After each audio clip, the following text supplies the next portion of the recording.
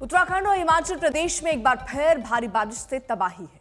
उफनते सैलाब जबरदस्त आफत मचा रही है। ये सबसे पहले हम आपको देहरादून के सहस्त्रधारा की तस्वीरें दिखा रहे हैं और अलग अलग हिस्सों के भी साथ साथ में आप तस्वीरें देखें। बादल फटने के बाद यहाँ हाहाकार मचा हुआ है।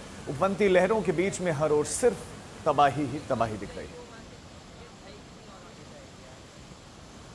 सीधा देहरादून आपको ग्राउंड जीरो पर लिए चलते हैं। हमारे संवाददाता अंकित शर्मा हमारे साथ जुड़ गए। अंकित, क्या तस्वीरें हैं? बादल फटने के बाद कितनी तबाही हुई है, तस्वीरें भी दिखाएं। राजीव, काफी तबाही देखने को मिल रही है सहस्त्रधारा क्षेत्र में। और इस समय हम सहस्त्रधारा नदी के किनारे हैं। ये देखिए, नदी की उफान पे बह रही है।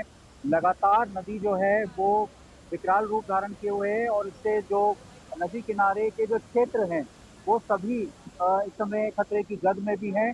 और लगातार जो प्रशासन है वो उनको वहां से खाली करवा रहा है। लगातार जो कंस्ट्रक्शन हुए हैं नदी किनारे वो काफी खतरनाक साबित हो रहे हैं और उन्हीं पर सबसे ज्यादा प्रकृति ने कहर बरपाया है।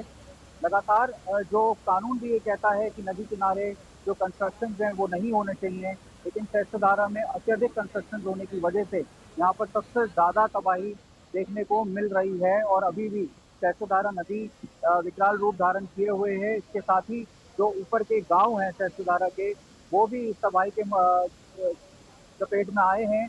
और वहां पर भी एसडीआरएफ पहुंचने की कोशिश कर रही है। जो कनेक्टिंग पुल था पूरे क्षेत्र को जोड़ने का, वो भी टूट गया है और इस समय संपर्क साधने की एसडीआरएफ कोशिश कर रही है। इसके साथ जैसपुर में भी कई लोगों के बहने की सूचना है।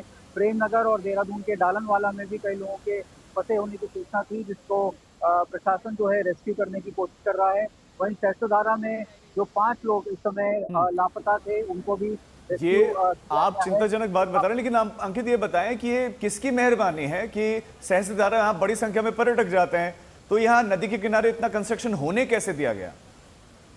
बिल्कुल, देखिए, हर साल हम भी ये सवाल उठाते हैं और प्रशासन को भी ये बात पता है, सरकार को भी ये बात पता है कि नदी किनारे जो कंस्ट्रक्शन हैं वो काफी खतरनाक साबित होते हैं। अभी धराली में भी हमने देखा था कि किस तरह से जो नदी का मुहाना है उसके पास लगातार कंस्ट्रक्शन हो रखे थे, जिसकी वजह से तबाही हुई। वहीं थराली में भी जो गाड़ गदेरे के किनारे कंस्ट्रक्शन हुआ था, वहां पर भी तबाही देखने को मिली। और इसी तरीके से सहस्त्रधारा में भी तबाही देखने को मिल रही है। और मेरे ठीक पीछे भी आप देख सकते हैं कि किस तरह से नदी किनारे लगातार कंस्ट्रक्शन हैं और कुछ तो कंस्ट्रक्शन ऐसे हैं जो कि बहुत कमजोर हैं। एक दूसरी रिपोर्ट में हमने दिखाया था कि कैसे 3 से 4 जी मंजिला इमारत जो है वो बनाई गई है और उनमें बड़े बड़े क्रैक्स भी नजर आ ठीक है रहे हैं। अंकित, ये जिस तरह से आप तस्वीरें दिखा रहे हैं और कई बार यही सवाल उठते हैं कि ये इस तरह के जो कंस्ट्रक्शंस बन जाते हैं नदी किनारे, वो बेहद तबाही लेकर आते हैं।